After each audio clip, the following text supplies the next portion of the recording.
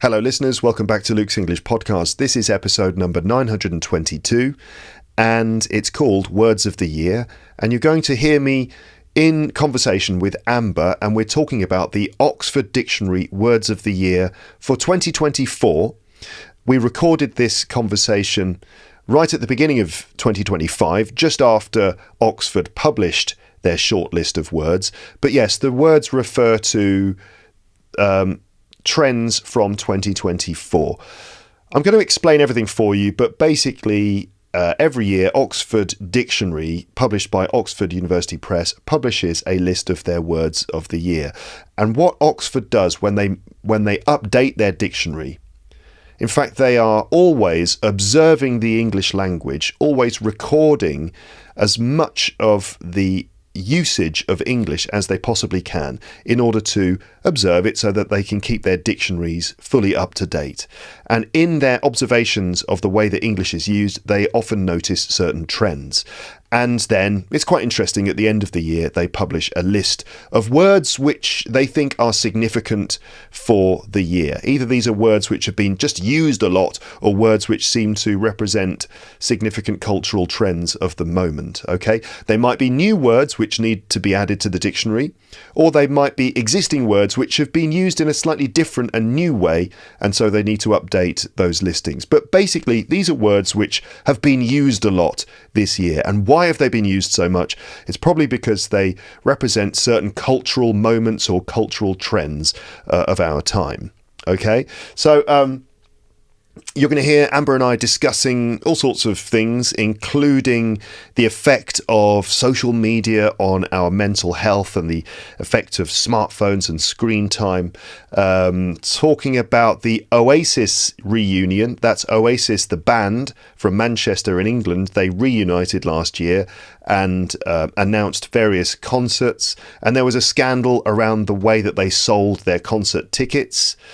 I don't know if you're aware of that. Oasis might not be something you're aware of, but you know, I know that they're a famous band around the world, but I wonder if you know about them. But anyway, we talk about Oasis and their concerts and their reunion. We talk about trends in fiction, in literature, and also AI, the effects of artificial intelligence and the future of AI, and lots of other things as well in this conversation. I really hope you enjoy it. There is a PDF with various notes that we used while recording the episode. That could be a good thing to check to help you identify words and phrases and information from the episode. You can download the PDF from the website page for this episode or from the show notes. We're ready to begin in just a moment. I just wanted to say hello to premium subscribers. Hello, premium subscribers.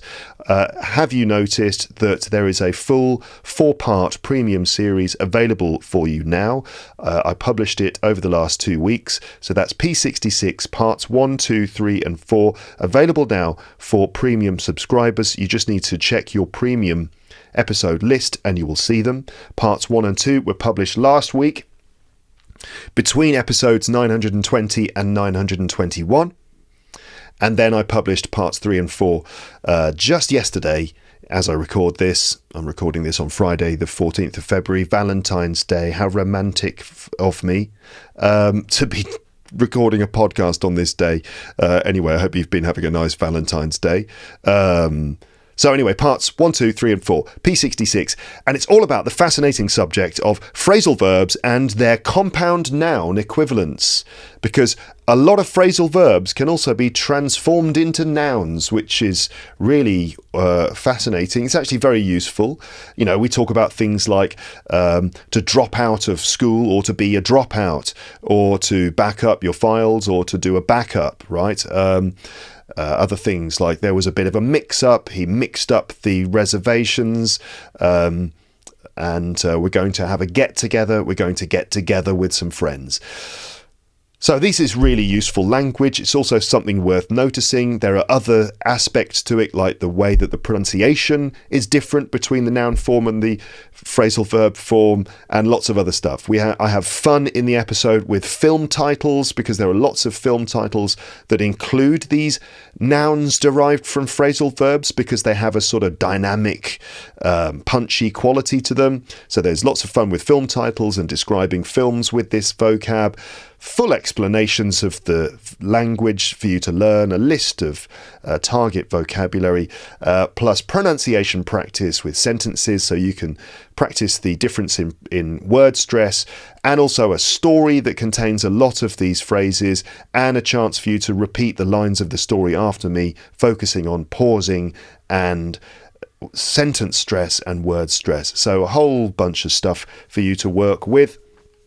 P66 parts 1 to 4 available now for premium subscribers. If you are a premium subscriber, check your premium episode list and you should find them. If you still don't know what you're doing with LEP Premium, sign into your account at teacherluke.co.uk/account and then add the show to a podcast app on your phone. Just click listen in podcast app and follow the steps. You will need to have a normal podcast app on your phone. I recommend Pocket Casts, but Apple Podcasts will work as well. You can listen to LEP Premium on your computer if you want to. You just need to add LEP Premium to YouTube Music, which is a free service that you should be able to use freely. Go to my website if you want any information about this, teacherluke.co.uk/premium info.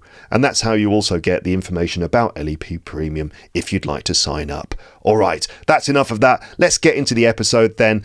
Let's talk to Amber about words of the year, and here we go. Hello, Amber. How are you doing today? Hello, Luke. I'm doing good. Yeah? Yeah. All right, great. Are you ready for this episode? I'm excited. Do you know what to expect? No, because I deliberately didn't look up the words. So I'm going to discover them in real time. You are, aren't you? Okay, that's good. I've probably over-prepared. Surprise. That's unlike you. You really? Well, no, it depends. not at all. You always have loads of stuff prepared. Oh, right, okay. We normally have stuff prepared, which then we ignore. Gets thrown out of the window, but we're going to try to stick with the plan this time. So I've prepared quite a lot, but you are completely fresh to this. You haven't even seen the words that we're going to be dealing with. Not seen the words. I might not know the words. Yeah. Yeah, well, that's all part of the fun. Exactly. Yeah, we'll see. So, look at this. Look how organised I am. I've even defined my aims for the episode. Love it. So the aims of this episode are to look at some trending words, talk about their meanings and how they're used, to give some examples, and generally to help my listeners to develop their vocabulary and cultural knowledge, all right? And also to take these words as the starting point for some general chit-chat and discussion about current cultural trends. Okay. So what do you know, Amber, about the Oxford Words of the Year? Do you know about the whole idea of this thing?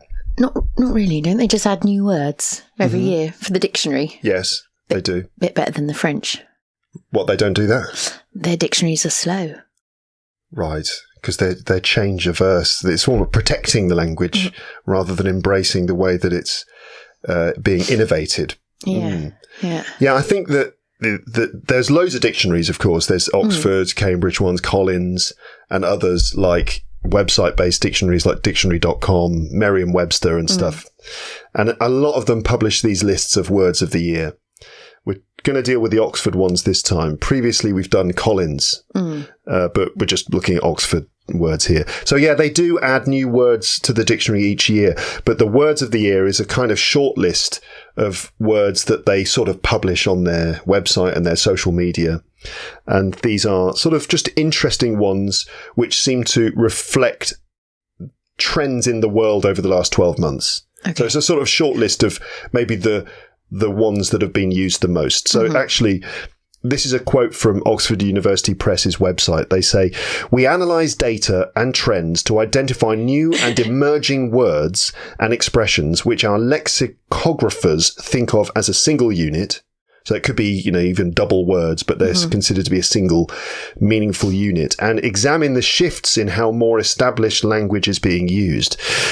The team also considers suggestions from our colleagues and the public and look back at the world's most influential moments of the year to inform their shortlist, culminating in a word or expression of cultural significance. Does that make sense to you? Yes. Mm-hmm.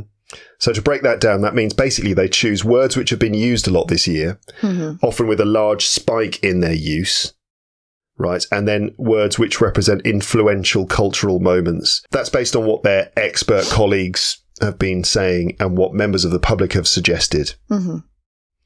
All right, so these are not necessarily brand new words, but they're often like old words that have been repurposed or used in a slightly different way. They might be portmanteau words, which are combination words, like the word podcast, or just old words, as I said, which have been repurposed or suddenly used again with more specific meaning. So these are words that catch the cultural zeitgeist or capture cultural movements of the moment. They tell us something about the world today. Amber, to what extent are you in touch with the cultural zeitgeist? Do you have your finger on the pulse? Are you down with the kids? I'm going to say yes and no. A little bit, because I have kids. Yes. But they're speaking in French. So, like, whatever they're a bit young still to sort of be out and about in the world. Your son is 11? 11. And your daughter's 5? Just about to turn 5, yeah. So they haven't quite got into that. They're not quite on it. I think probably in terms of cultural trends and stuff, a lot of it comes from kids who are a bit older than that, right? Teenagers, young adults. Absolutely. Yeah. But I do watch a lot of social media. Like I do like TikTok. Yes. But TikTok is an algorithm. And so it's giving me content that I want, which is obviously targeted for my age. So not zeitgeisty, not young. Well, there's different types, isn't there, right? I mean, yeah, maybe we are not part of the kind of younger sort of cultural group, that kind of cohort of late teens, early 20s or whatever. But we're part of our own cultural group, and we have our own sort of zeitgeist as well, don't we? It's such a complicated landscape culturally these days. It is, but I mean, I think it's also important that we have our own language. There was a lot of talk a while ago about like Gen Alpha slang, skibbity toilet and all that. Gen Alpha? Gen Alpha. So Gen X, fine. Millennial, yes. Gen Z is like the 20s. And now Gen Alpha, which is... those teens, those like younger teens. Yes. And so there's like a lot of talk about that Gen Alpha slang, and it's kind of quite impenetrable. And I love that. I love everyone having their own slang. And I mean, I wouldn't want to use it. It isn't for me. Like I was teaching yesterday and I had the kids running down the hall. So one of them had gone to the loo and was running down the hall, and I could hear him shouting, "Bits and bobs, bits and bobs." Seriously? And that's me. I say that. And I thought, that's very funny to hear a sort of little 5-year-old shouting bits and bobs as they're naughtily running through the corridors. They shouldn't be doing that. But like, yeah, everyone should have their, different people have their different slangs. Yeah. And that's good. Yeah. And I mean, you shouldn't try and, not shouldn't, but there's no space for me. It sounds weird if you try and be like, I'm going to be like Gen Alpha. No. Yeah. If we started using sort of slang that is used by, people in their teens, that's just going to be a bit weird, isn't it? Absolutely. But I love that I like a strong linguistic identity. Like it's great that this sort of feeling of like this Gen Alpha linguistic identity is there. It's cool. I mean, I love it. It's brilliant. Just thinking about learners of English now, because we're talking about staying within your cultural group linguistically and enjoying the fact that there are different cultural groups with their own vocabulary, but perhaps you have to know your place. But for learners of English, they are attempting to acquire this language. How do they navigate that? I think that's an incredibly difficult space. You know how sometimes, and I know I've done it myself, I learned French, and sometimes I'd be like, this isn't the right, I've learnt this word from being in bars. It's bar French. It's not formal French, but I don't have any other word. I'm going to have to use this word because I don't know what the other one is.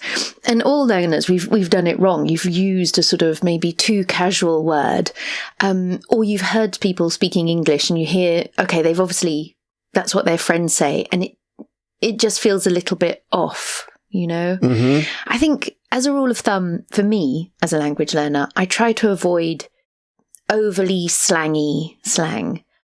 I think it often sounds a bit wrong. I just try and, I suppose I try to stay quite neutral in my French, unless I'm very confident that it's sort of so everyone uses it all the time. I might use it. Yeah. Like I understand a lot of verlan, which is like a slang in French. I mean, it's old now, but I don't use it.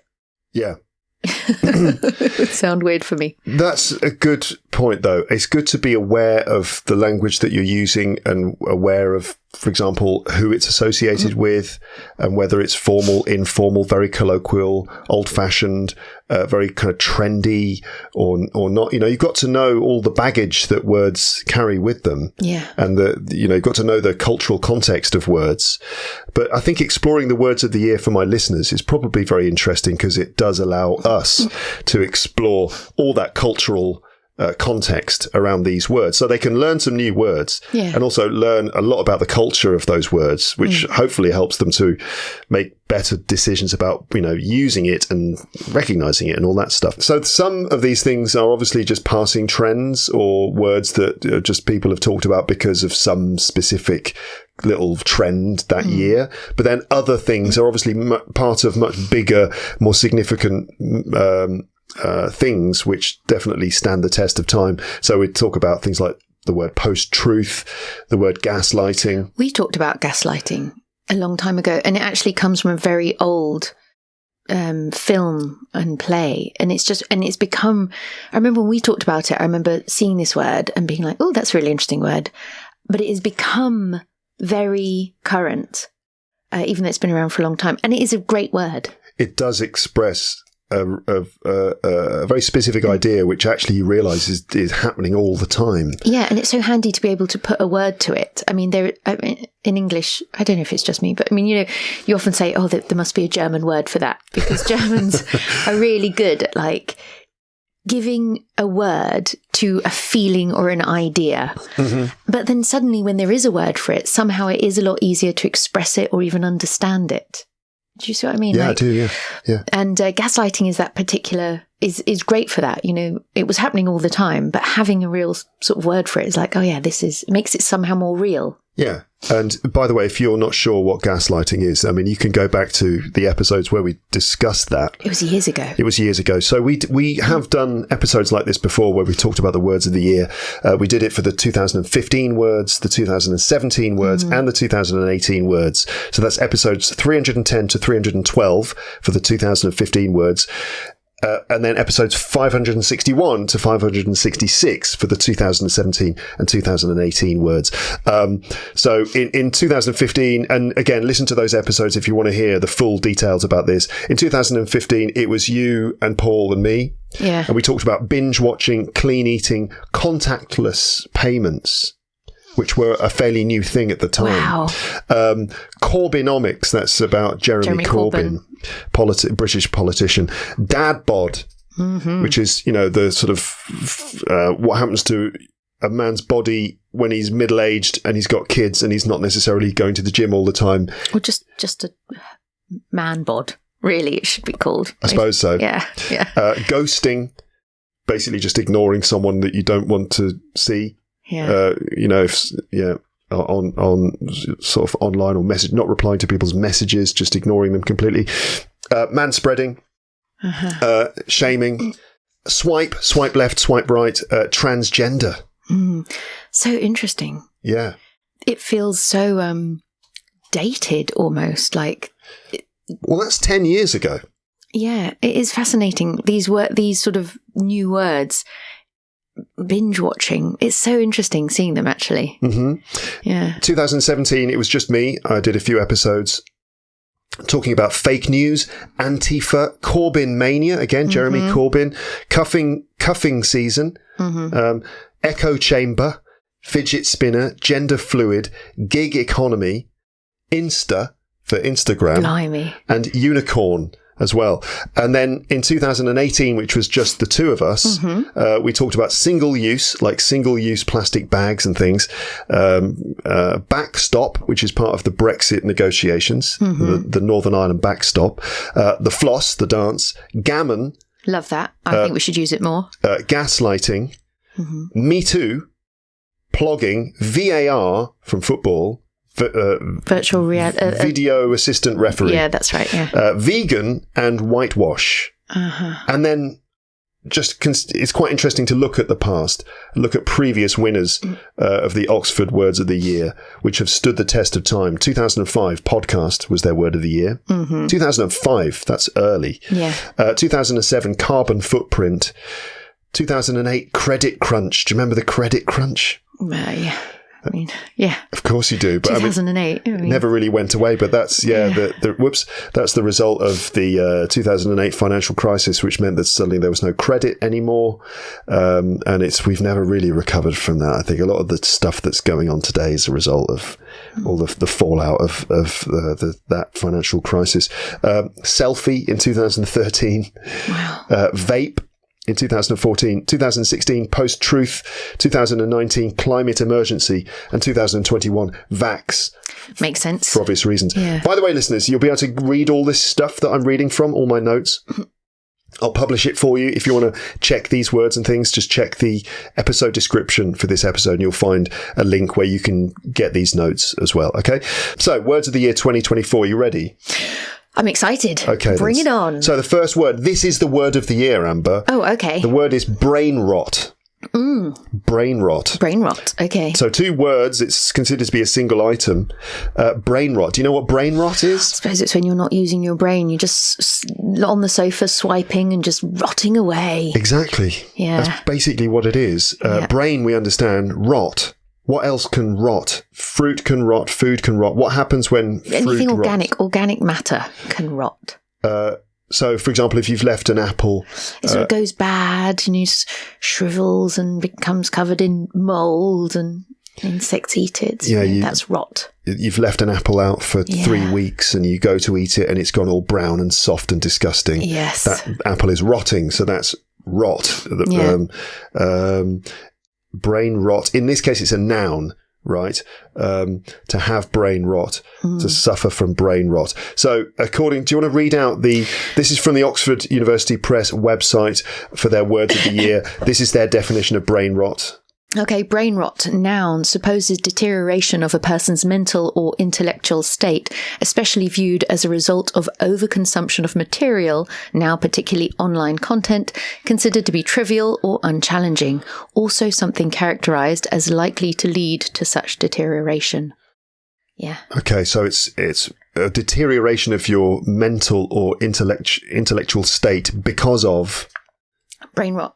Yeah, well, because of... Well, just because you're not using your brain. I think there's this sort of rabid feeling that people are not reading books or not engaging themselves intellectually, and they're just watching Netflix or, whatever platform, or looking at TikTok or looking at social media, and not sort of not using their brain. And because they're not using their brain is rotting away. Yeah, that's right. They say the reason they've said why it's in their shortlist, because this is again from the Oxford University Press website. Although it's not a new or recent concept, brain rot has been widely used on social media this year, particularly on TikTok, and the term has become more prominent, increasing by 250% in frequency per million words between 2023 and 2024 in our corpus. A corpus is like a database of language. Yeah. Okay. I mean, what do you think? Formal, informal? I mean, it's pretty informal, isn't it? Definitely. Yeah. Can you imagine when people would actually use it? Can you think of situations where people actually would say brain rot? Well, I mean, I think you can use it in a sort of self, when you're kind of feeling a bit empty and just brain rot. I can't remember that. Brain rot. In a sort of self-deprecating way. Yeah, absolutely. To talk about how your mental state is not very good at the moment. But I mean, I think also people accuse, especially younger people, younger people are always being accused of not being enough or clever enough or working hard enough, or ever has it been thus? I mean, see Aristotle. I mean, so...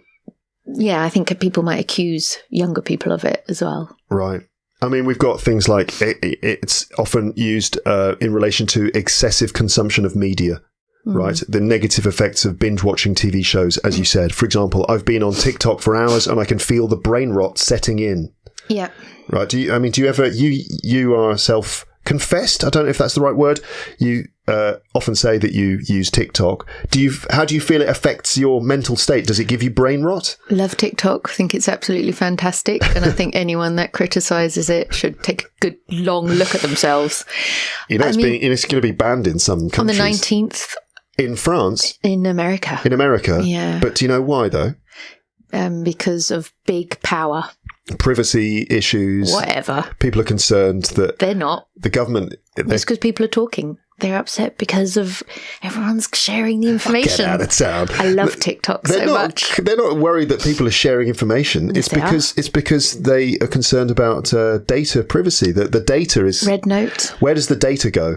Yeah, but there are other apps. There are other Chinese apps available, which are just completely... Yeah, but they're not as big as TikTok, though, are they? But they will be when they take TikTok away. Yeah. So what do they do? They ban TikTok, or they ban all. It seems like a big much bigger sweeping sort of decision to ban all Chinese apps. You can imagine that they would. It would be less diplomatically problematic to just do TikTok. No. You're looking at me like I'm a conspiracy theorist there, Luke. A little bit. I don't know. I mean, I think there is valid arguments there. But it is very murky, and I would wonder why, like TikTok is a platform where a lot of people, I think this is the thing about social media. I think that what's so interesting about it is it gives a voice and space to people who wouldn't have voices and spaces otherwise. If you look at I love talk radio. Like, I listen to the BBC a lot. I used to listen to Radio 4 all the time. But it's a very particular voice.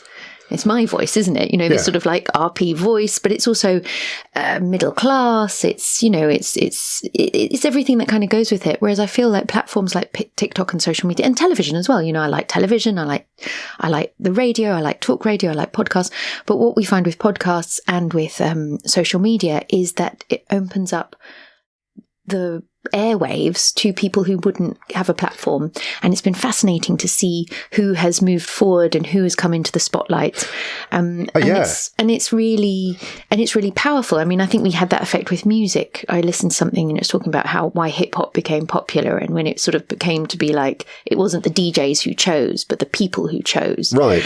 So you're talking about the democratization of online spaces and broadcasting in a way. Yeah. Yeah, I totally understand that. But I think that there are other things going on as well, in the sense that, that's not, I mean, maybe that's what the American government is worried about, that there is, they want to reduce the level of diversity in representation. I don't know, but I think they're probably more concerned about just the fact that TikTok is being used to harvest data from American society, and that data is going to not America. It's going to somewhere else. So it's like, that's probably what they're more worried about. Didn't they have a whole... And to be fair, I really don't know much about this. So, I mean, you haven't a very valid point. That is their point. Wasn't there a whole inquest about where the data was being held and how they were sort of organising it? And that rather embarrassing, I'm from Singapore. Does that mean you're Chinese? Well, that it is... I think the headquarters of TikTok are in Singapore, but I think that there are complicated arrangements, and I don't know the full details, but I think I've heard I've looked at people's conversations about this. Some people say, no, it's nothing to be worried. It's not China. It's based in Singapore. And then other people are saying, yeah, but actually the company is still connected to a Chinese entity. And so the data does ultimately go to the Chinese government. It is very complicated. I mean, one could argue that, is American data safe in American hands? I mean, what are they doing with it? Hello, Mr. Zuckerberg. What's happening? I agree. He's gone rogue. I agree. Maybe he was always rogue. I mean, they're all so awful. Anyway, point being, brain rot. Do I feel brain rot when I'm enjoying TikTok? Yeah. Yes and no. I mean, it's like, I do find that I've learned an awful lot on TikTok. And I think it's really fascinating. It's entertaining.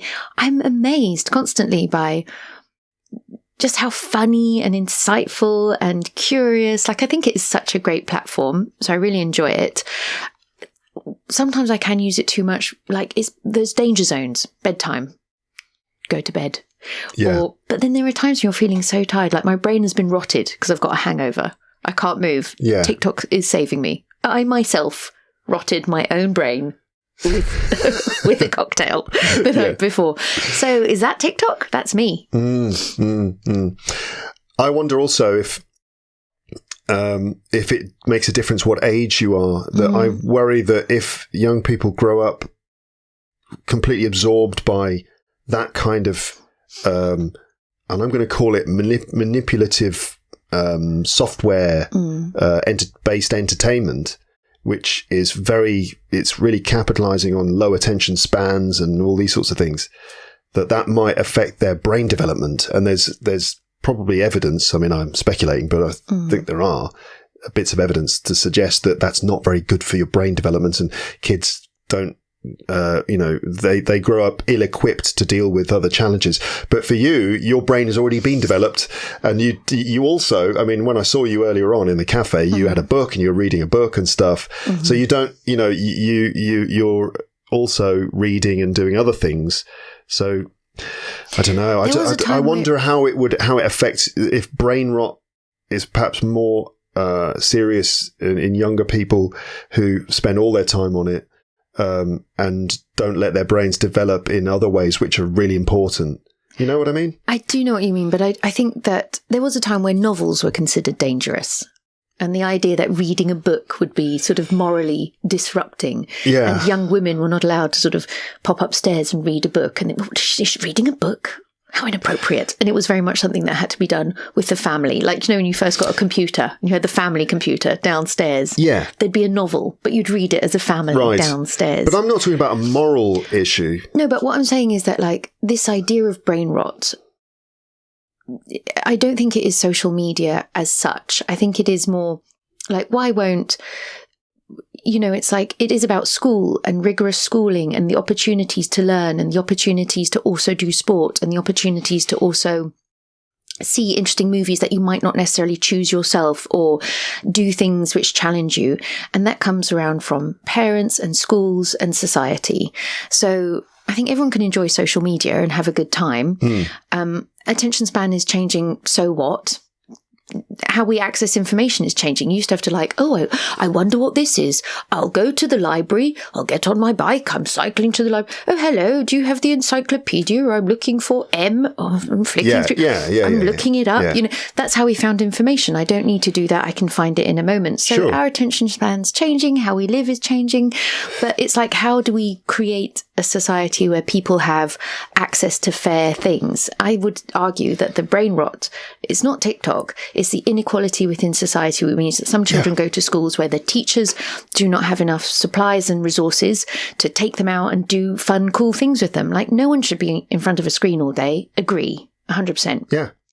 But that's not TikTok. But I think that inequality in society is a huge problem. But I think also there's a mental health crisis in younger people, which could be a result of the way that,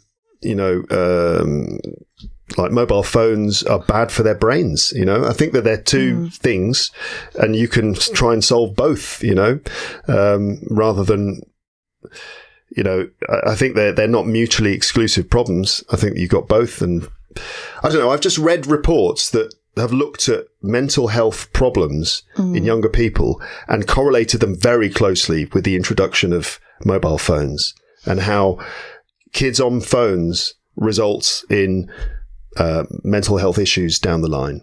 That's what I've read. Possibly, but correlation and causation, it's very nuanced. It's pretty close. It's a pretty clear, close one. Arguably, but, I'd also say it's the same with everything. If your parents are busy and they're working, or they don't have time or money to take you out, you're more likely to be on the phone. Is that the phone, or is that a lack of structure? When we were kids, let's say our parents were not so available, you turn on the TV, it was often rubbish. And so you'd turn it off because you're like, I can't, this is so rubbish. You were forced to play with your Lego or whatever. In my experience, if my parents are too busy, and if it was like the Saturday morning or something, and they want to lie in or whatever. Yeah. And my brother and I would go down and switch on the TV, and we had 4 channels. Yeah. Because I'm old, and Same. there were 4 channels, and you'd flick through the 4 channels, and you realise there's nothing to watch, and like it's the Open University. Yeah. BBC Two hasn't started yet. Yes. And then there's like horse racing or something else that's completely boring. So we just didn't have. So you end up switching it off and playing with your toys instead, which is I think probably a much healthier thing to do. Anyway. All I'm saying is that yes, it's complex. It is. Yeah. And and something that we're both aware of. I mean, I try really hard to not have my children on screens all the time. Me too. Because they would just live on them. It's a struggle. I don't know if by limiting, for example, my daughter's screen time, if I'm setting her up for, binge watching in the future when she's old enough to choose for herself that she will just do nothing but watch screens because she's hasn't been allowed to do it for so many years, or whether I should let her watch a bit. I don't know. It's very complicated. It's hard. Okay. Anyway, brain rot. It's associated with excessive consumption of media, especially poor quality media, a deterioration of critical thinking. It's also used in a sense of playful self-deprecation, making fun of yourself, saying things like, this series I'm watching is pure brain rot, but I love it, Also, it's in relation to exposure to harmful ideas or misinformation. Spending too much time in certain internet spaces will give you brain rot because that's where, people are just sharing things which are not true, and sending you in, down the wrong direction. All right. Mm-hmm. I was going to ask, actually, do you ever make a conscious effort to do healthier and more productive things in the evenings? Obviously for you, TikTok it saves you from brain rot, it seems. But do you ever try to find ways to do more wholesome or productive or perhaps healthier things? Do you try and get off your device at times? Or not? You don't, do you? Why would I do that? No, I mean, I like reading. I enjoy reading. So I go to bed quite early, and I do try and put my phone away because I've got a whole pile of Agatha Christie books for Christmas that I want to get through, and I really enjoy reading them. So I do like reading before I go to bed. But the evening is very much like I'm making dinner, 3 different dinners for everyone, and cleaning up and getting people to bed and reading bedtime stories and doing stuff like that. So I'm pretty done by the time that's done. Yeah. So I normally just want to read a book. Yeah. Well, yes. That's it. Yeah. Yeah. Because I find myself just on YouTube, and I think it's not very good for me. It depends what I watch. Some of the content is better, like stuff that's based in the countryside and things like that. I like that kind of thing. Like crafts or crafts, dog shows. That's not in the countryside. That's in some convention centre in Birmingham or something. Feels countryside. What am I trying to say? Anyway, I try to. Sometimes I do make an effort to get off my. To get away from screens. I think staring at the light in the evening is not very good. So I do just try to do something else. Reading books, I think, is much better. I generally feel better if I read a book in the evening and have an early night. I feel so much better the next day than if I'm absorbed by something on the screen, or if I'm working, if I'm doing podcast editing or something. That's the worst. Editing video, just can give me a bad headache. So I do try to read as much as I can. Yep. All right, next word, Amber, is demure. Are you aware of this word being used a lot this year? Absolutely. Okay. Of course I am. Okay. This was a TikTok trend. Right. I was wondering if you would know this. So let's just look at the meaning of the word demure. So I should say, first of all, this one is a word that's been around for a long time. Most of these words have been around for many, many years. But this one is, why is this trending? This was trending because there was a TikTok creator, Jules LeBron, that was it. Jules LeBron, and so I think they use they them. They I don't know. They made a funny little video in their car saying, this is, and they were looking really nice. She was looking really nice, she had hair and makeup and everything. And she was like, this is how, if I go to the interview, this is how I go to the job. Very demure, very mindful. And it really took off. Demure, mindful. And it's particularly pleasant because demure it sounds nice. It's a nice word to say, demure. It's a word that exists. It's a really old-fashioned word to mean sort of quiet and respectful, and you use it for women, she's very demure, So it's this sort of very, very old-fashioned word. And of course, she's using it in this more modern way. And it was very funny. And people just used it for everything. And it was so funny. And everyone used it. And it flew into parlance and then disappeared. You can't say it anymore. This accounts for why that word has...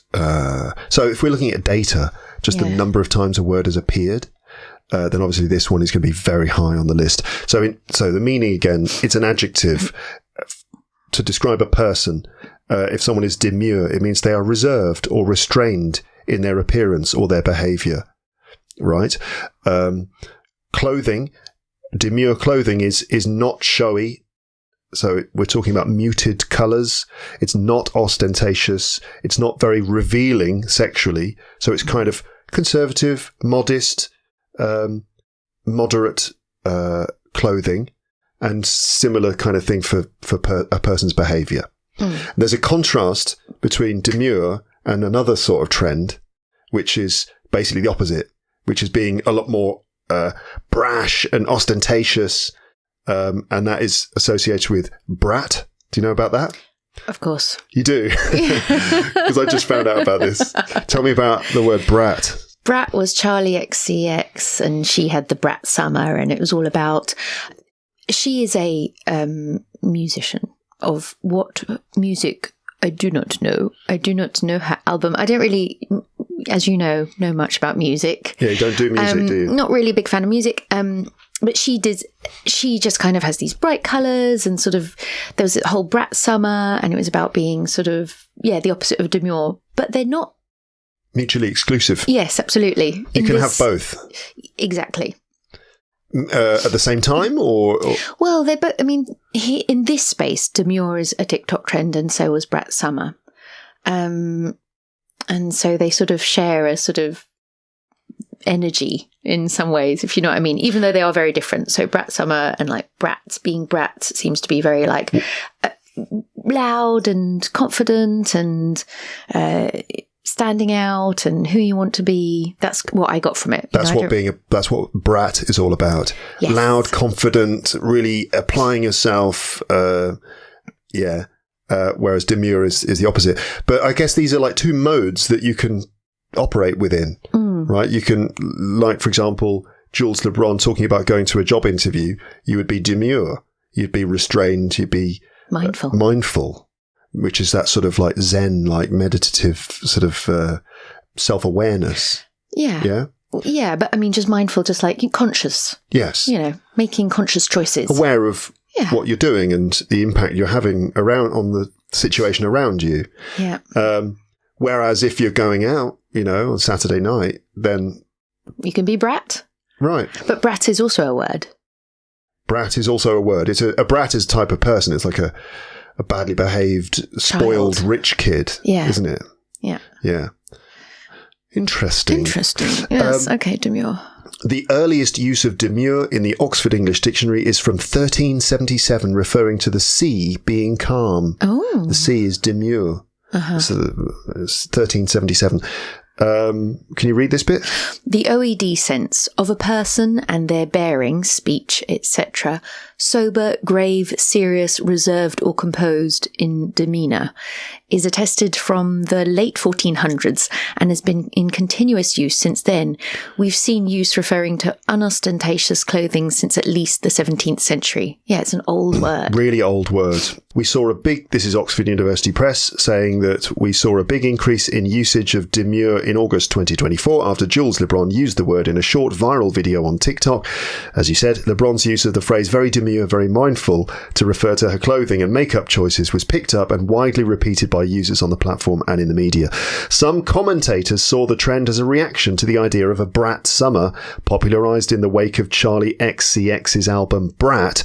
While brat was widely associated with impulsive, hedonistic and self-confident behaviour and outlook, demure is linked to an idea of personal reserve and careful self-presentation. Interesting stuff. What do you think this trend towards using the word demure, what does this tell us about society today, Amber? What do you reckon?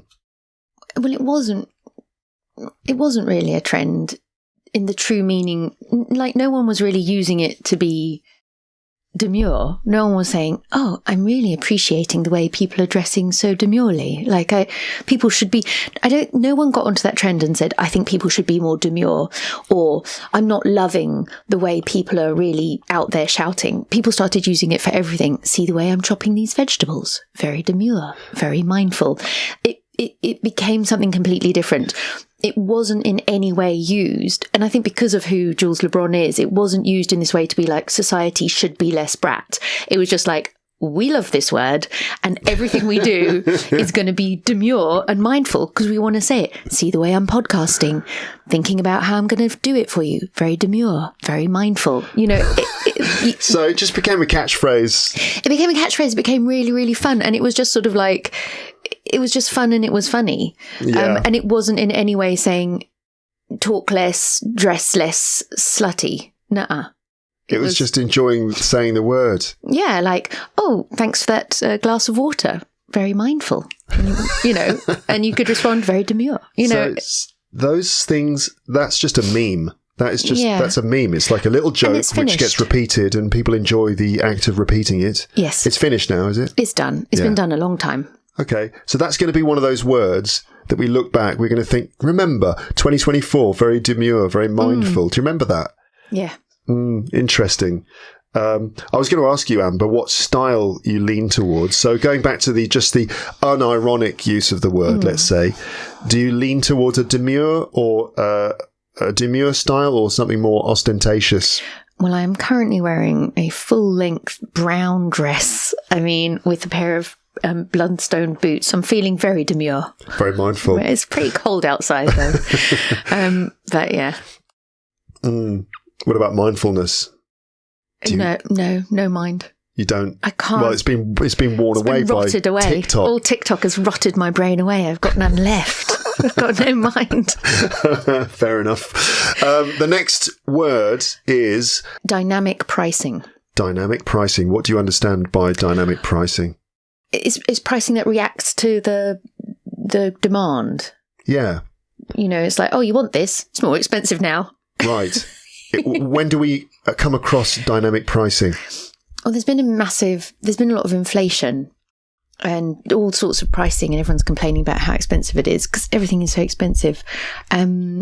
So I think it's about that. I mean, even just like groceries and regular stuff like that. Is it that? It's more specific than that. It's like certain online purchases using certain online platforms might be subject to dynamic pricing. So, for example, if you're trying to buy tickets to see Oasis in concert, and this is I remember that. Yeah, this may be the reason why it's been trending this year. Is because of the Oasis ticket fiasco. I remember that now. So just to be clear about what dynamic pricing is, I think you find it when you're buying airline tickets as well, flight tickets and some other things like that, that the price just mysteriously changes. You might go online to buy your tickets and then you're in a little waiting room with a bar, a little progress bar that you know is not a real progress bar. You know those fake progress bars where it's like, that's not a real one. I know. A real one is when you're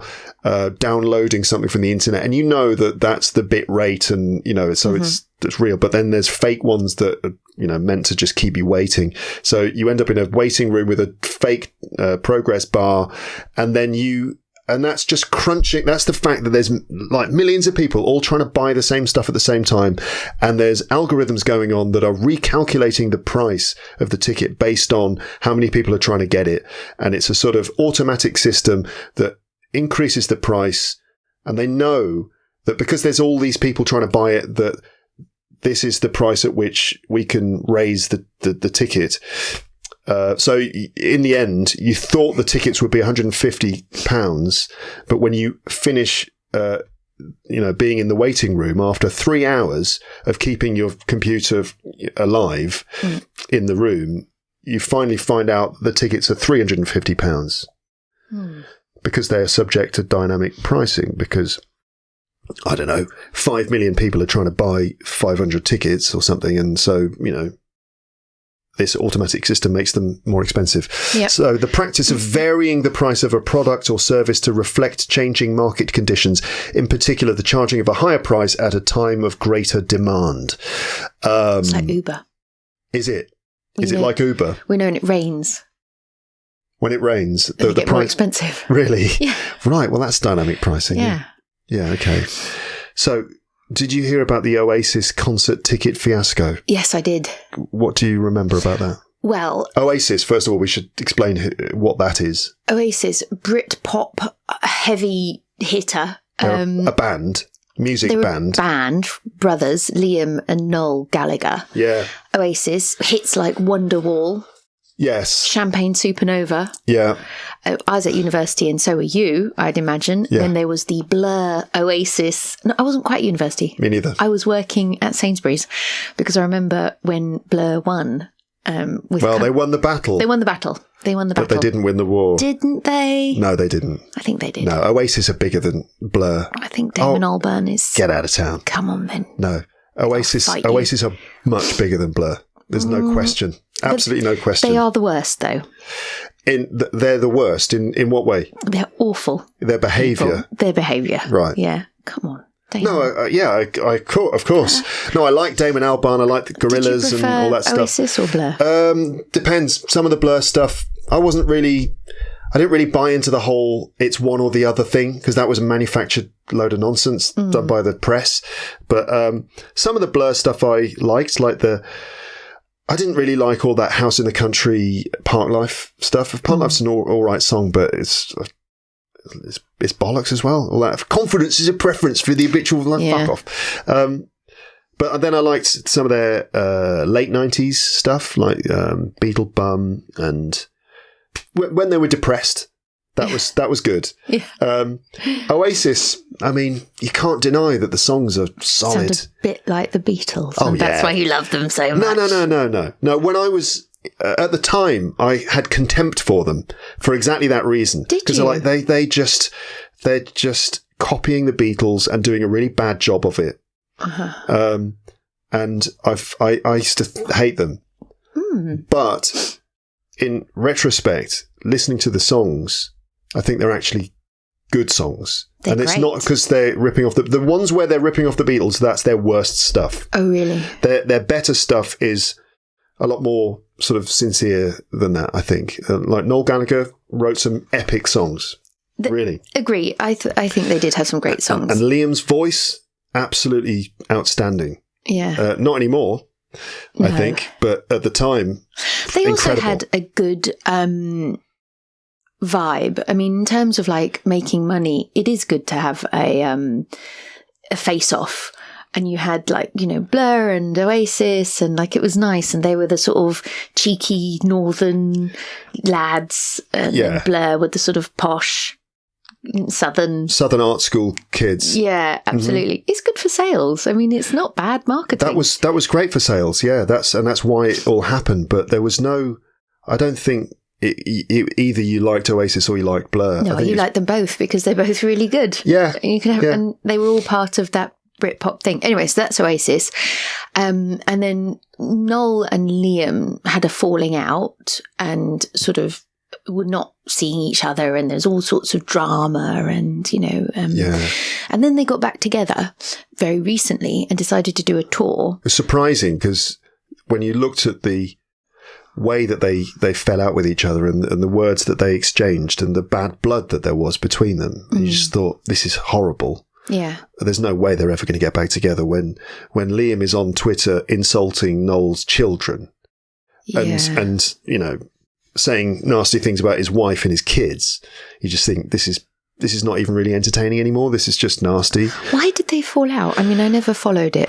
It's a really complicated question. Let's not go there. Let's probably not go there. So they fell out and then they get back together and they're going to do a tour. And a lot of Oasis fans, past and new, were like, how exciting. And it was not obviously for money, but I mean... Well, Noel...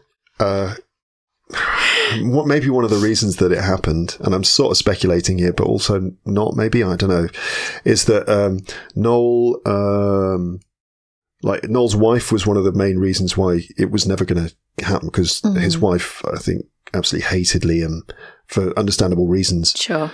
Then Noel gets divorced from his wife, and so A, there isn't that barrier between him and Liam anymore. And B, he needs some money now. They need the money, yeah. So that might be it. Well, it was very exciting. The tickets go on sale and then there was this, the tickets were just becoming so expensive and they were sort of like, ha ha ha ha ha. They seemed to be like, cashing in and just really reveling. And then I think other artists came out saying that was just not cool, not fair. Because fans were locked into this waiting room I mentioned. They were locked in there for hours, hours and hours, all day, you know, more or less, and expecting to get tickets that were going to be 150 quid, waiting all day at their computers. And then a lot of them the result was, sorry, not possible. Yeah. They just were chucked out of the room. But the ones who finally did get to the actual purchasing part of it, the tickets had gone up and they were 350 quid. And after investing however many hours of your time waiting for the ticket to become available, a lot of people probably bought those tickets even though they're far too expensive. You know, this is a cost of living crisis. It just seemed to be pretty insulting to the fans. Yeah, absolutely. You know? Absolutely, yeah. And it's not even necessary. They could have gone with a different system, but they chose to go with that. The band say that it wasn't them and they weren't really aware of it, but I wonder about that. Yeah, not cool. Anyway, I'm curious to see what happens with the reunion. I'm curious to see if Liam can actually sing the songs anymore. I'm curious to see if they managed to maintain their relationship because they've added dates. They're going to be doing dates in Europe and stuff. Will it all fall apart? I wonder. They've recorded an album. They've done a new album as well. So I'm quite curious to see what that will be like. So anyway, that was dynamic pricing. So the next word is, Amber, what? Law. And we should note the spelling of this word law. That's L-O-R-E. And it sounds exactly like L-A-W, which is law, like law and order, the police and courts and judges and stuff. That's law, L-A-W. This is law, L-O-R-E. So, law. Yeah. This is one of the words. Yes. How is this one of the words? This is just a word. This is just a word. I mean, like, this is just a word you use. Like, I don't understand. Why has this become a word? Well, this is one of those ones that has already been used for a long time. Yeah, we use this word all the time. It's kind of, okay, so basically the distinction, the reason why this is now a trending word is because people are using the word law to refer to pop culture stuff and personal stuff. But we need to explain to everyone what the word means first. So the law of Lord of the Rings or the law of I don't know, like medieval England, for example. But now we also have the law of this computer game franchise that you play, or your own personal law, the law of like your own personal story is your law, or the law of Luke's English podcast or something like that. Yeah. So, do you want to read the definition? Sure. Noun, a body of supposed facts, background information and anecdotes relating to someone or something regarded as knowledge required for full understanding or informed discussion of the subject in question. Okay. Yeah. A body of facts, information, anecdotes relating to someone or something. All the knowledge required for a full understanding or informed discussion of the subject in question. So we talk about, like, you could talk about Oasis lore. Yeah. This is all the stuff that maybe knowledge. Some of my listeners don't know, but we know all about it. So that's like the Blur versus Oasis battle from the 90s, the relationships between the two main brothers, the kind of music they did, the fact they kind of copied the Beatles and some other bands. All those things, their bad behaviour, the fact they split up with each other, the fact they're from Manchester, all of this is the lore of Oasis. So how is it? So the traditional meaning then, Amber, is that this refers to the body of traditional facts, anecdotes or beliefs relating to a particular subject. And these subjects would be quite traditional things, historical things maybe, or literature, maybe forms of fantasy literature.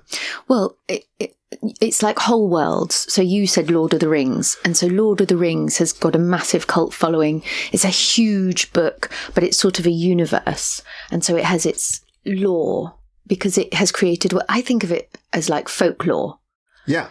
You know, and so it's like, this is the sort of the rules and the traditions of a people. And it might not necessarily be something which is written down, you know, it's not a codified thing, but it's like, you know, in this, you know, like in Lord of the Rings, in the lore of Lord of the Rings, you know, elves are like this and, you know, they don't fraternize with dwarves. Yeah, exactly. Yeah. It's just the lore, you know, it's this world order. Right. You know, that's kind of what lore is. And any sort of like niche or unique universe or world. So it could be, you know, fashion people or nerdy people or, you know, these kind of, every sort of like little community kind of creates its own lore, and it's sort of the traditions and acceptable behavior and the beefs and stories and everything that goes with them. I think that the traditional meaning of the use of the word lore has referred to older, more established things from history. Yes. Or maybe from the scientific world, animal lore, bird lore, but also the lore of a ancient people or history. But these days, apparently, it's being used a lot more to talk about the knowledge base of pop culture stuff. Okay. So according to Oxford University Press, in recent years, people have been using lore in different ways and in new contexts. For example, they might now talk about the lore surrounding a particular celebrity, like we were talking about Oasis, or a particular character in a book or film, or even refer to their own personal history as their lore. Online cultures and social media have seen the emergence of new kinds of celebrities and highly engaged fandoms, and the word has been applied much more widely. It's often a sign of gatekeeping behaviour. Do you know what that means? Yeah. Would you like me to explain? Good for you. Could you try and explain what that means? Gatekeeping is like not letting people in. You know, you want to keep the information for yourself. It's like, oh, well, you think you know about Oasis, but do you really know their lore? Like, do you know what this is? And so if you don't know that, then you're not part of our gang. You can't kind of come in. So gatekeeping is keeping people out. It's standing at a sort of metaphorical gate and guarding it, I suppose. It's like if you don't know all of the history and stuff, then you're not welcome. You can imagine that in a comment section of some community somewhere, or maybe some sort of YouTube videos where people are, gatekeeping the comment section, showing that they know all of the history of this particular thing. Gatekeeping behaviour in which some fans lay claim to a superior knowledge as a means of asserting themselves over other fans who they claim do not know the lore as well as them. You see this in Beatles fandom a lot. Yes. There's the people who are like, well, actually, you know, I've read all of these Beatle books, so I actually know the real story behind Yesterday. So, you know, that sort of thing. Yeah. There's loads of examples: pop media, from computer games, internet and memes, history and folklore, branding and marketing, fashion and subculture, technology and AI. I was going to say, why do I find this a bit annoying? I don't know why I find that annoying, using the word law to talk about. I think it's because of the things we've just said about the gatekeeping culture, people sort of asserting their dominance by sort of showing that they know more about this probably not very important subject. Well, because it's going to bring about anyone who starts a sentence with actually.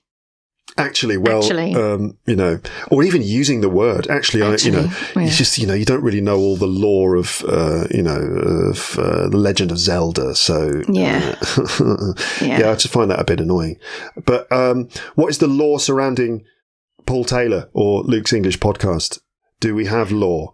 And what about? Absolutely. Yeah. Yeah. I mean, with Paul, it would be, you know, his early videos, you know, it'd be, you saw his Bizu video, you know, you're one of the dickheads, you know, you kind of know the language. Yeah. You know, if Paul called you a dickhead, it's a sort of compliment from Paul. Yeah. It's not from me, you know. So, like, it's understanding his journey. And even though it's very public, it's now been a minute that he's been on this journey. So lore would be, you know, understanding that journey, how he left Apple and why, and, you know, the language that he uses. And I suppose the jokes that we often accuse him of, you know, of like not knowing any words or, you know, stuff like that. Yeah, the people who really know the lore of Paul Taylor have to know that his origin story is based in this podcast. I have to say, Paul's entire career is basically a spin-off from Luke's English podcast. It's not really. But the thing about the Luke's English podcast lore is it's so deep because you have so much content. You know, the more the content, the more the lore, you know, the greater capacity there is. So like, even though I've been on the podcast a lot and I've known you quite a long time, I don't even feel very confident in the lore of Luke's English podcast. I mean, of course, you've got the ninjas, you've got, you know, your family and all the different sort of things that you do and the stuff that we tease you about. But, you know, I've listened to quite a few episodes that I've not been on, but I mean, I've not by any means listened to all of them, and certainly not the very early episodes. So the Luke's English podcast lore is, you know, it's understanding the whole back catalogue. Can I have a moment of self-indulgence at this point? Please do. I wanted to kind of go through a list of the lore of Luke's English podcast very quickly. Yes, please. Some bits of LEP lore. And actually, to save time, yesterday at about 11 p.m, I asked ChatGPT. I said, can you just give me a list of the lore of Luke's English podcast? I was quite surprised with what it came up with. Really? A lot of it was like, shit, how does it know that? Wow. And then other things, it's like, no, you're completely wrong about that. But I mean, we could talk about the things that it got wrong because they're quite amusing. I'd love to hear that too. Maybe we can look at that. But then, so I cherry picked the things it got right and then added some of my own things as well that I thought that it should have known. Or could have known. So all the things that it got, I've added a little asterisk. So the Amber and Paul episodes were mentioned by ChatGPT, and you and Paul have your own lore on this podcast. We do. Including the lying game. Yes, we do. Which ChatGPT noticed. Yeah. Rambling on Luke's English podcast. Rambling was noticed by ChatGPT. Long episodes. My French wife. Unnamed. The Pink Gorilla story was mentioned by ChatGPT. The Russian joke was included in there. Amazing. Doing impressions and accents was mentioned by ChatGPT. Learn English with a short story, like using short stories. Yeah. Family members on the podcast.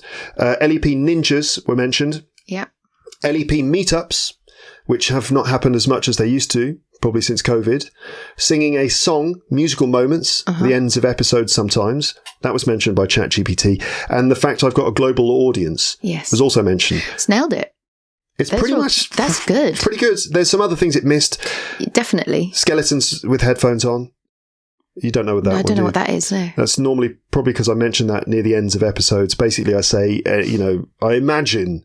Everyone's dead. They've been listening so long. Are you still alive? I'm imagining that there are lots of skeletons with headphones on. Yeah. Who have just died while listening to the episode because it was so long. Explaining a joke is like dissecting a frog, which I say every time. I do these joke episodes where I go through lists of jokes and then I explain them. And I have to say, explaining a joke is like dissecting a frog. You can learn something from it, but the frog dies in the process. Yes. Right? So like explaining the joke, you can learn all the vocab and stuff, but the joke's gone. Is dead. I used to live in Japan. I say that quite a lot. Yep. And there's a story about how I got sick in Japan, which I've told on the podcast a few times. And, other than that, like the fact I say goodbye, bye, at the end of episodes, and have a good morning, evening, afternoon, night, because people are listening at all different times. Exactly. Yeah. So that's pretty good. There you go. I wonder, listeners, how many of those things you were aware of. And there's probably a lot of other things you could mention them in the comments if you thought I missed something. Let's move on to the next word. And we've got two other words left in the list. Okay, Amber? Okay. All right. So what's the next word then? Romantasy. So what's a romantasy? It's a noun. Would you want me to read the definition? Yeah, go on. Okay, noun. A genre of fiction combining elements of romantic fiction and fantasy, typically featuring themes of magic, the supernatural, or adventure alongside a central romantic storyline. So it's a genre of fiction, so of books. Elements of romantic fiction and fantasy fiction.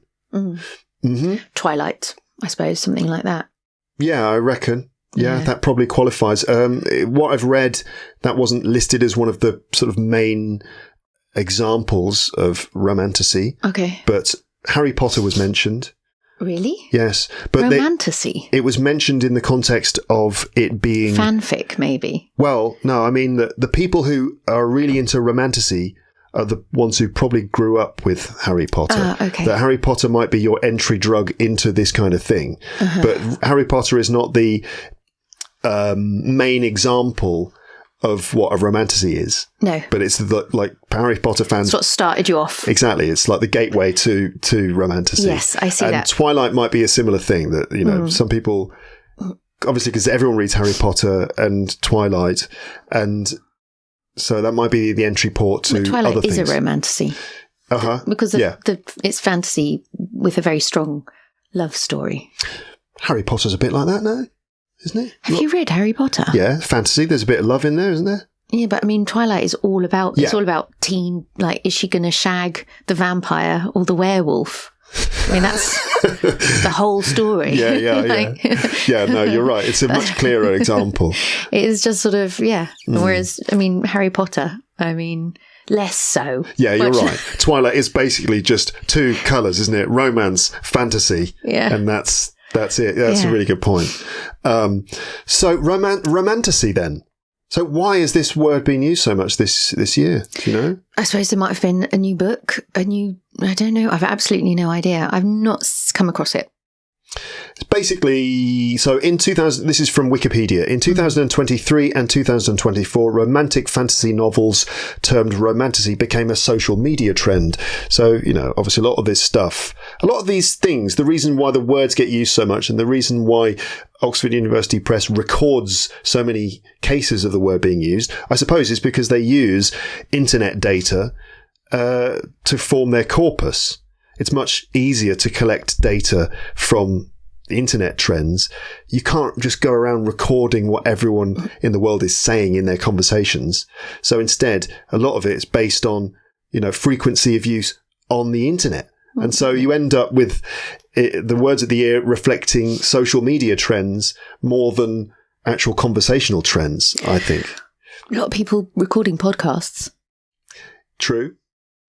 But I don't know if they're able to scan the audio of podcasts. Maybe if those podcasts publish transcripts, they could scan the transcripts, but it's going to be like Twitter or X.com will be loaded into it. Instagram will be loaded into it and stuff like that, So it does tend to, these lists do tend to reflect social media trends, which are not necessarily the same as the way that people are actually speaking English in the real world, I think. But anyway, social media trend around romantasy. Sales of the books, these romantasy books, have been widely driven by promotion on social media, particularly the part of TikTok known as BookTok. Do you know about BookTok? Is that a serious question? Of course I know about BookTok. Okay. What's BookTok?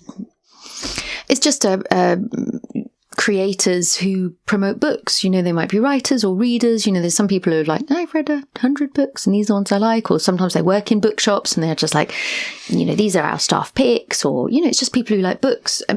Every talk is just people creating things. And most people have a niche. So you can have, food talk, book talk, clothes talk. It doesn't matter. Yeah. Cat talk. Talk. It's all talk. Right.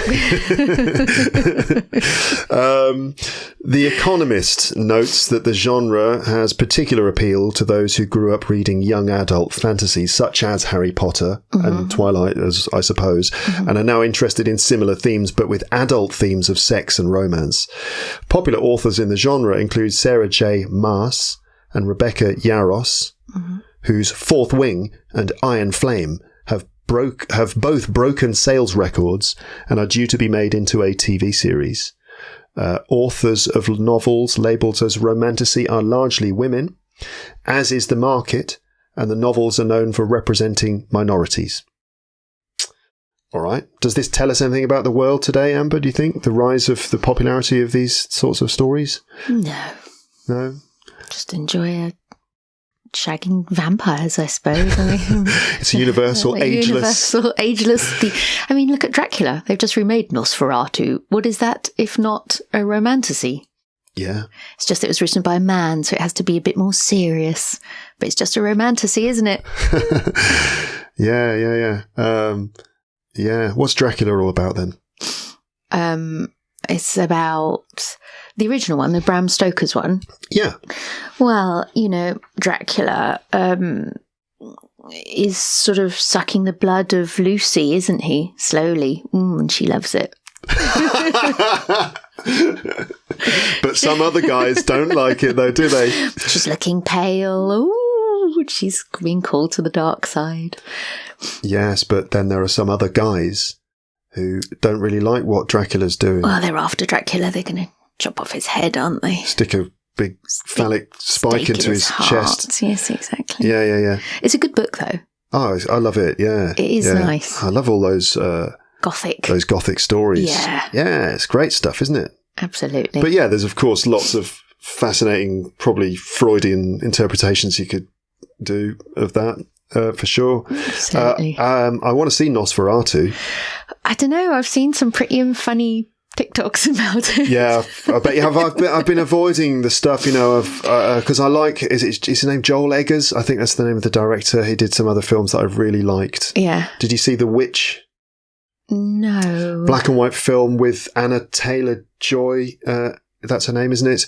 And it's about a family of Puritans in the 17th century on the east coast of the United States, the early settlers, and they get shunned by their community. And the community is already like super small. Yeah. Small, full of extreme sort of religious zealots. Yeah. And they get shunned for some reason, and they go off and live on their own. And the family is deeply, deeply superstitious and stuff. And there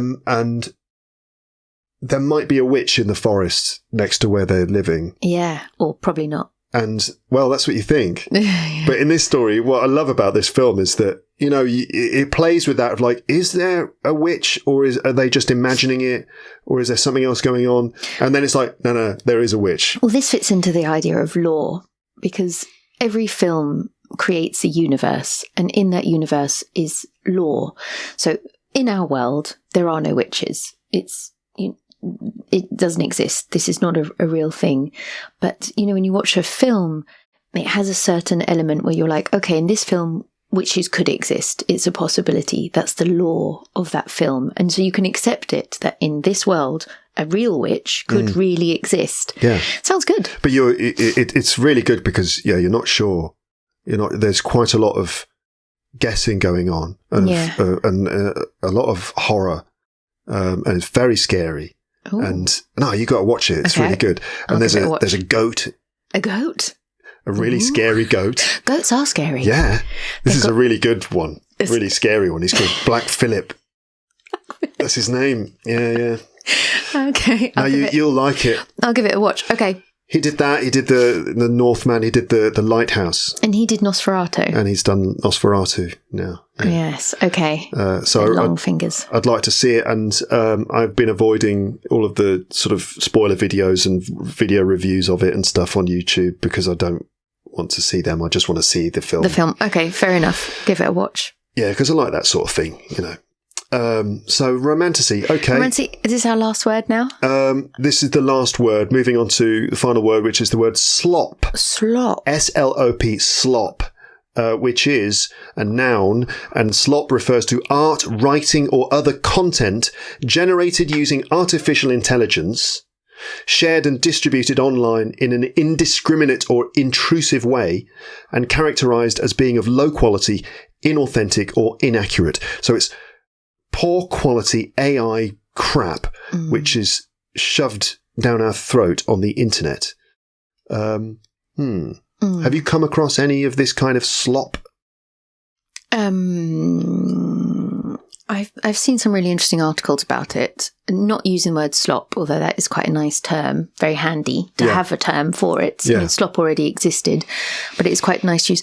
I've seen people like sort of talking about it and saying, you know, there was all these floods happening in Spain, and there was this particular AI generated image of a sort of little girl clutching her puppy, and it was very sort of moving, and people were like, but look at these weird aliens. Like, it was not real. And the aliens, you're talking about the fact that whenever AI generates an image, there's always strange details in the background, which are very odd. Yeah, I've explored that on the podcast where I've asked it to generate images and then pointed out the weird things. So, you know, things like that, which are, you know, being used, and just like this increased awareness of AI and the space between. So this one woman was talking about her mum's shared a video with her of all these poodles doing yoga. And she was like, oh my gosh, look at all these poodles doing yoga. It's dogs, yeah. Dogs, yeah. And she was a young, I'd say, Gen X woman, or maybe younger millennial. And she was just like, it's AI, it's not real. And her mother wouldn't have it. You know, her sort of... She wouldn't accept that it was... like, it's real. They've trained them. And she's like, it's not real. It's AI, you know. And this quite frightening feeling of, as AI becomes more sophisticated, just our ability to notice that it's not real. Did you see, sorry, this is not exactly the same thing, but there was this rather sad but funny situation in France where that woman got catfished by Brad Pitt. Oh, yeah, my wife told me about this last night. Oh. So, wait a minute, you need to explain what catfished means. So catfished is when you fall for a scam. You know, someone sort of on the internet is like, I'm a Nigerian prince. And yeah, like we get those scam emails all the time. It's like, I'm a Nigerian prince and I've got £60 million that I need to just keep in your bank account, you know. You just need to send me €1,000 and it's yours. And your name, address, passport, number, date of birth. And so, and if you actually go, oh, well, this Nigerian prince would like to, you know, would like me to look after his money for a while. And he says he's going to give me £1 million if I do it. And so I've read a send. And if you actually get caught by the scam, then you've been catfished. Yeah. I didn't know that. A phishing scam. Phishing scam. Is catfishing particularly with love, though, I wonder? Oh, is it really? Maybe. We should check. I don't know, actually. So you're suggesting that there are certain types of scam which prey upon sort of single people, and the scam is that the scammer persuades them that there's a loving relationship that's developing. Yes. But it's a scam and they want to get their money. And there's at some point this distant person who apparently is in love with the one being scammed will ask for money, and then the person sends money, and then that's it. The scam has been completed. So that kind of romantic scam could be catfishing. I think maybe catfishing is specific to romantic scams. I'm not sure though, and I've got no idea. I'm going to just check. Catfishing. Catfishing, according to esafety.gov.au, which is an Australian government website. Catfishing means someone is using a fake identity to trick you into believing you're in a real online friendship or romance. Yes, okay. So you're right. So this poor woman was catfished using AI, and it is very hard to swallow. Sorry, the scam was that Brad Pitt was in touch with her. Yes. Brad Pitt was contacting her directly. Yes. And saying that he was ill and that he needed her help. Well, first they fall in love. Of course. Yes. So Brad Pitt. Well, actually, first Brad Pitt's mum contacted her via Instagram. Do you know the nature of the first contact? You know, I think Brad Pitt's mum had said, "Oh, my son Brad Pitt is looking for you. Look like exactly the kind of person that my son Brad Pitt would like to go out with. Okay, I'm going to introduce you." And she was like, "Okay." And then, lo and behold, Brad Pitt, A-list celebrity himself, got in contact with her and was just like, "My mum has introduced me. I mean, of course, I'm surrounded by other A-list celebrities and wannabes." And but you look like exactly the sort of person who I'd like to talk to, because all those other celebrities are all so famous and boring, and you're just and great. all those wannabe actresses and producers and film people. God, they're so boring. What I'm looking for is a middle-aged French woman. I think we could have something. So she's like fantastic. She divorces her husband. They have an online relationship for a year, and then sadly Brad Pitt is ill. He's ill. He needs a kidney transplant, and would you know it, he's got no money. Got no money because his accounts have been frozen because, as you know, he's breaking up with his wife Angelina. Okay. And despite having, I'd imagine, savings or assets and certainly friends, millionaires, billionaires, he'd like, no, I can't ask them. So he asks his love, of course. Yeah. Who wouldn't, rely on those that they love to help him out with the kidney transplant costs and send money, of which she does. And it's a lot. A lot of money. Hundreds of thousands. Isn't it 800,000 euros? Absolutely right, yes. She sends that money. And you see some of the pictures that she's seen, and it is, a very Brad Pitt looking AI. But you instantly can identify that it's AI. I didn't look at the detailed pictures, but I wouldn't need, of course, it was Brad Pitt. Of course. But the heart wants what the heart wants. And regardless, of course, and then everyone was like laughing at her, and it got really embarrassing. They had to actually pull the clips off of TV because everyone was finding it so hilarious. Oh, no, that's sad though, isn't it? It is very sad. Of course it's very sad. It's devastating, but it is also like, girl, get a grip. Seriously. Can I ask how old she was? 53. She's 53? Okay. Ah, dear. And there's no excuse, genuinely. What? There's no excuse for falling for it? Falling for a catfish, people do all the time. But she's a victim here, though, isn't she? She absolutely is a victim. It's just, it's hard to accept that she could fall for it. For Brad Pitt. Yeah. Yeah. Well, there's always going to be one. There's always going to be one naive person who falls for it, and the scammers probably did this with loads of people. They've probably got loads of these scams all at the same time with all these women, and then there's just all they need is just one of them to fall for it. Absolutely, and of course the thing is, if she's looking at pictures and she thinks this is real.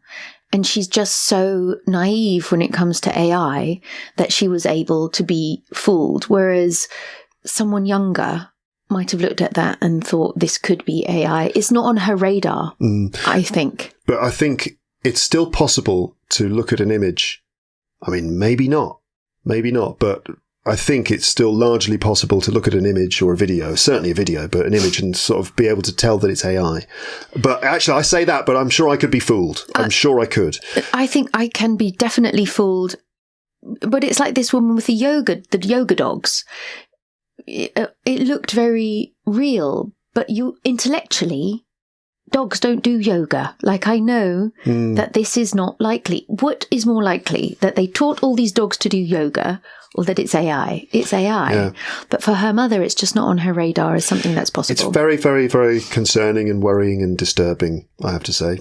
I'm worried about AI and how it's going to be used. And there are some very frightening there will be winners premonitions. There will be winners and there will be losers. The winners will be the super duper rich people, and there'll be a lot of people who don't do very well out of the whole situation, I think. It's very interesting where it might go and what it will change. And I think for the first time, that was one of the concerns, that it will come after the sort of white collar jobs and it will change radically, possibly, how we live. I think every single aspect of our lives will be affected by it. I think so too. I mean, I'm very curious to see where we'll be in... Someone was saying like AI now is like the 90s, like 90s internet. Mm-hmm. So where will we be in 20 or 30 years with AI? Think about where we were even 5 years ago. Yeah. Right? And I mean, and where we are now, the things they can do now. I mean, as maybe a year ago, I saw my first AI generated video and it was horrendous. Yeah. This is a year ago. It was an advert for pizza. Yeah. And it was some people in a party sharing pizza, and it was like something from a nightmare. Yes. It was horrendous. It was terrifying, because there's like, as one person's picking up a slice of pizza, their face is mutating into someone else's face, and then the cheese running off the pizza becomes someone's finger as they hand it over to someone else, and it's like, oh my god, I can't look at that for too long because it makes me feel like I'm losing my mind. That's horrible. It's like one of my worst dreams. Yeah. Just the weird, creepy atmosphere of it, and the way that reality was bending and twisting. It was just absolutely disgusting and horrible. But when I see videos that are made with AI now, I kind of like, I don't get the same feeling. There's still that underlying sense of this is disturbing in a very, very weird, creepy, subliminal way, but it's not as overt. And that's just in a year. Yeah, so absolutely. And the technology is exponentially developing. So in 5 years, it might be really impossible to identify. There is an AI which can take text, so long, maybe complicated or not so interesting articles, and turn it into a podcast with two people talking. Google's Notebook LM. And it's very fascinating. I really don't remember who he is, but I was reading about it in The Guardian, and it's one of the sort of, AI creator dudes, and he was basically saying, AI is going to be the end of all of us. Yeah. there's a lot of doom casting, isn't there? There was that Newsnight interview with a guy who used to work for Google. He's known as the grandfather of AI or something like that. He won a Nobel Prize for his work in AI, and he was making all these extremely pessimistic predictions about a number of different areas. Its use in the military. Yes.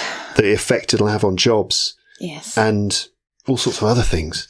But part of the reason they were saying it's so scary, and this is what's so awful, is that it's just, we are the model on which it's based. Yeah. And people are awful.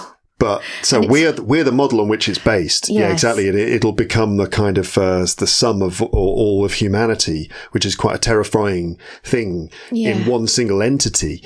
But then there's another thing, which is that, so at the moment AI is fueled by all of human language. Like, if we're just talking about language models, it's fueled by human produced language.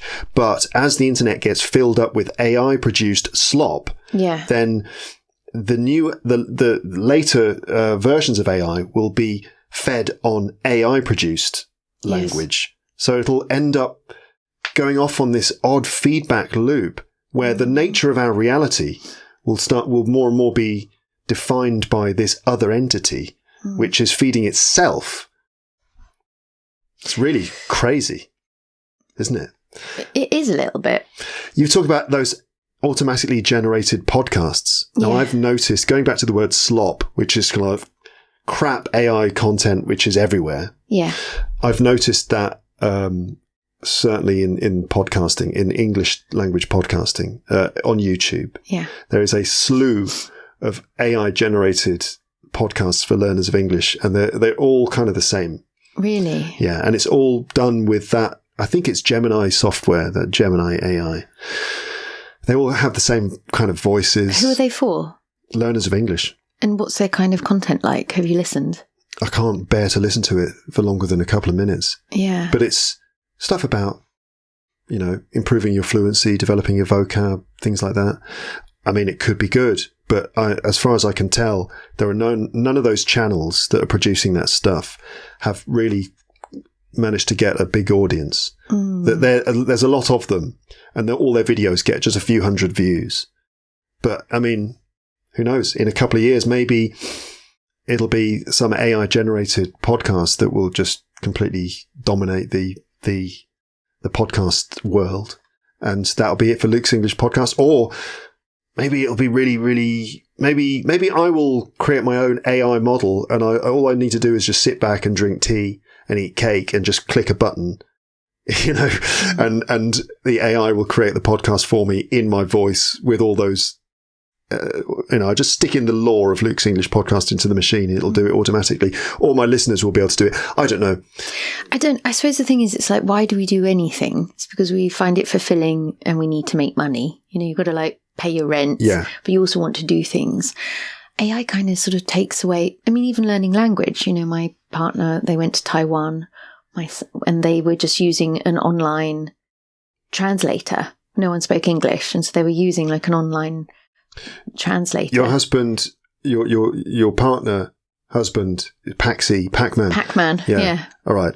And your son, they went to Taiwan, and they communicated with phone. Yeah. Using direct translation software. Yeah. Yeah. I don't know. That's amazing. Yeah. It's great. Yeah. But it's also, I don't know. If your job becomes superfluous, if an AI can do your job better, so you don't need to work. Yeah, that could be good. But also could be How are you terrible. gonna make your money? No, that would be awful. If suddenly I wasn't really, if there was no demand for me to do this anymore, because all of my audience are basically happily listening to their own AI generated podcasts that, are exactly the right length that they want, with exactly the right stuff, exactly this, that, and they can define it down to the finest detail. Mm-hmm. They can even use my voice on it if that's what they want, or someone else's voice, or my voice but in an American accent. I do get that in my comments section sometimes. Does anyone know if there's a podcast like this but in American English? I'm like, don't think so, actually. So, they'd be able to turn it into American English or whatever. And so maybe one day all of my audience will be choosing that instead. And whenever I say this on the podcast, people always say, don't worry, no, we would never choose AI over you, because we like the human element. But then to that, I think, well, that's lovely, first of all. But secondly, I kind of think, well, in 5 years, you really might not be able to tell, and you might not mind either. You might... in 3 years, there'll be a new thing. It'll be listen to this AI podcast, and your first impression will be like, nah, AI podcast, it's not real, is it? But then you'll listen to it, and then you'll realize, oh, wait a minute, this is one of the best things I've ever heard. It makes me laugh. It makes me have emotions, and it actually works. It really helps me with my English, and it's the length I want it to be. Yeah. Then, you might just choose that over the stuff I produce. So... yeah, it's worrying. We will see. It's incredible how quickly it's going. Yeah, it is, isn't it? By the time we do the next word of the year, who knows? What will the next word of the year be? What will they be? I don't know. Will they all be AI words? I don't know, yeah. Who knows? Oh my God. Okay. Well, anyway, I thought that I would just final thing. Yeah. In terms of AI slop, in terms of not slop or non-slop, what is your favourite wholesome human-generated online content? Can you recommend a nice podcast, series, YouTube account, or something else that makes you feel good about the world? Yeah, absolutely.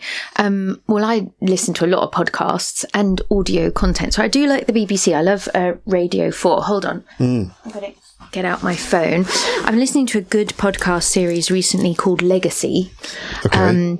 And it looks at the legacy of famous people. So they just did one on Dickens, which was really interesting because I really, really like Dickens. And every Christmas I reread The Christmas Carol. Absolute must. 1st of December, books out. That has to happen in my house. Yeah. But he's a man for a start. So there you go. I mean, that's just in itself is problematic. Yeah, famous man.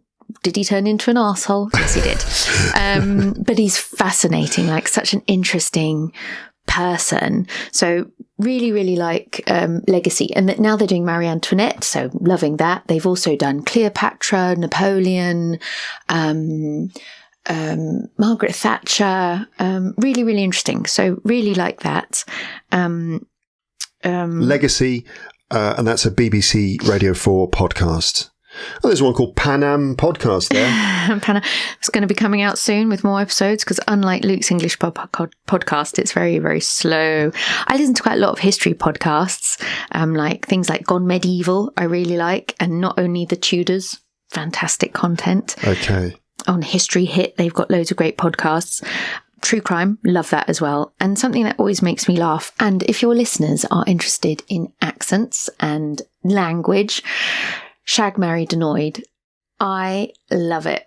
There's very few comedy podcasts that I listen to, but I really like that one. Shagged, Married, Annoyed. Shagged, Married, Annoyed. Why the accents? Because they're from... Newcastle. Oh, yeah. They're Geordie. Ah. And... Howeer man. Yes. Really, really...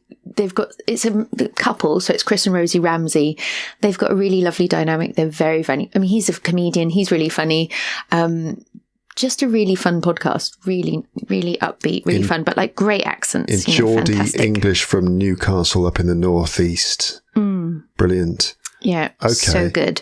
So, yeah, I mean... Interesting that you went for audio podcasts there as your go-to place for content that makes you feel good. Yeah. That's interesting, isn't it? What do you mean? Well, the audio podcasts are... I think the medium of audio podcasts is... inherently or innately pleasing, intimate, comforting, and pleasant, compared to screen-based stuff, which apparently gives us brain rot. But no one ever says brain rot in relation to audio podcasts. Well, I always find, I don't know about you, but like, I mean, I listen to quite a lot of true crime as well, so I don't know it's that cozy and comforting, although I do like to listen to it. There's something, I don't know, weirdly, there is something cozy and comforting about hearing about listening to the stories of horrendous crimes. That's what I like to listen to. I don't know why, but sometimes it's just what I need to listen to, the story of someone who's killed a bunch of people. I don't know why. Do you listen to true crime? Occasionally, yeah. I'll dip into a bit of true crime sometimes. What is it, though? What true crime do I listen to? I'm just trying to think. Flipping out. I don't know. Netflix documentaries about true crime. And what I often do is, with my Bluetooth headphones on, put on the Netflix documentary, and I'll actually go and do the washing up in the kitchen, listening to the audio of the documentary. So I heard the one about those two brothers who killed their parents. Oh yeah, the I can't remember. Not the Mendes, something like that. Yes, I've not listened to that. Which is just a horrendous, horrible story. Great to listen to while you're doing the washing up. Fascinating, absolutely fascinating. And then there was another documentary about a girl who had her parents killed. You know that one? Those are my favourites. I don't know why I'm interested in listening to stories of people who killed their parents. Well, it's just those two documentaries, to be fair. But yeah, there's just something extremely captivating about these stories, and it's like, how you just sort of think, how could anyone do that? Yeah. What's going on? But it's not just the how do they do that. I mean, for me, I don't want to dwell on the gore. I like the unravelling. I love the way the story unfolds, the way there's new information, and then you more context. The picture reveals itself. I particularly like a sort of cold-blooded killer. I don't want a sort of frenzied attack. You want someone who's premeditated it. 100%. I want someone who's really thought about it. They've put in the time and the effort. They've called the police. You hear the call. My wife, she's fallen down the stairs. You always hear that call to the police. They always manage to get the recording. I was just outside cutting my toenails. I don't know how it happened. And then I looked up. I noticed a bird flying past at exactly 12 minutes past. And then I came, and you're like, suspicious amount of detail here in this phone call to 911. Yeah. So I like to see, it's the satisfaction of like someone being caught in their lies. And, cold-blooded murders are also more satisfying because, it is the husband, the children, the neighbour, the lover that have done it. And they've thought about it, and they've lived side by side with that person, marking out on maps where they're going to push them off the ridge.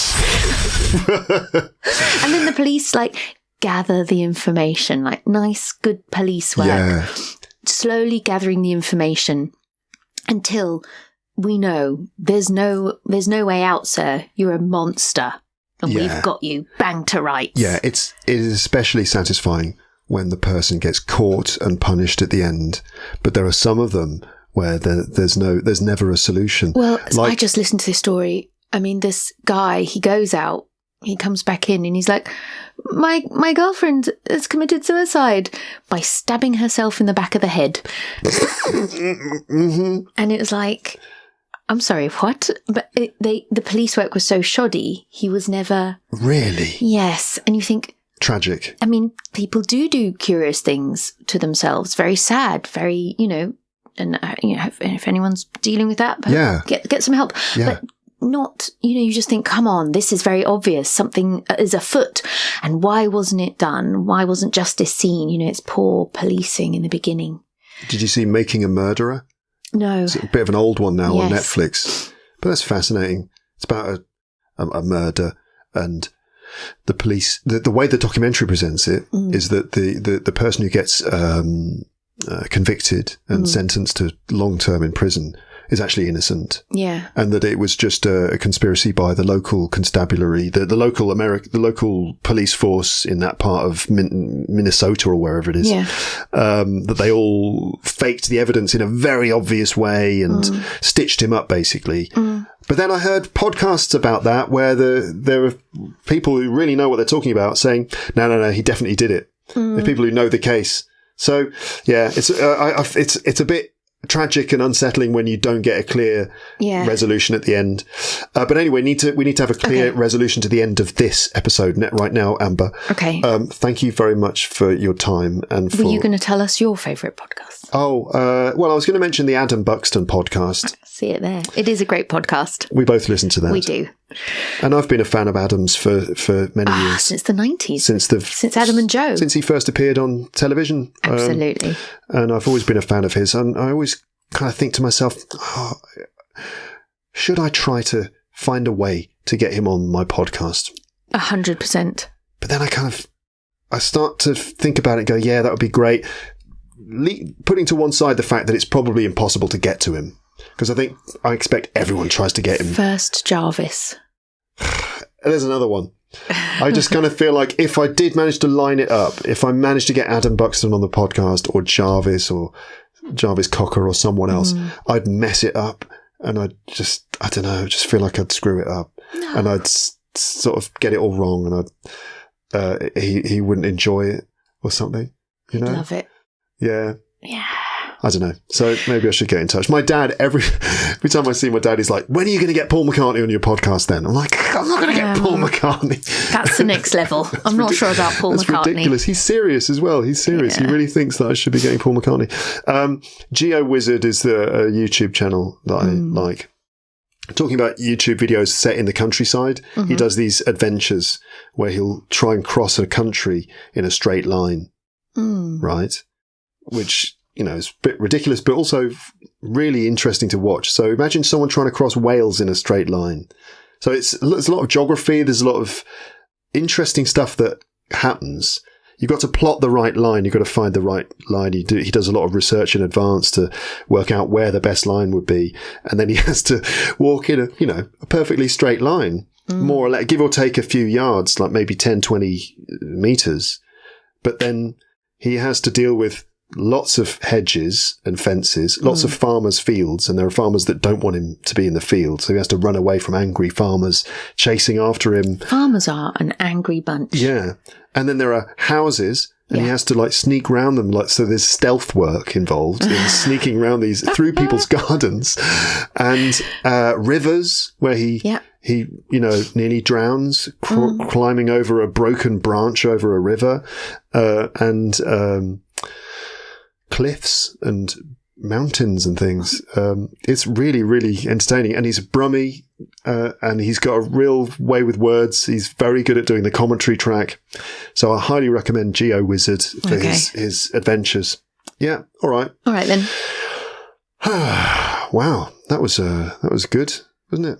I think so. Thank you very much for that, Amber. Thank you. and everybody for listening. If there are any of them out there still, there's probably some skeletons with headphones on. Probably by this stage. Yeah. All right, everyone. Thanks for listening. Thanks for watching, and speak to you next time. But for now, it's just time to say goodbye. Bye. Bye. Bye. Bye. Bye. Bye. Bye.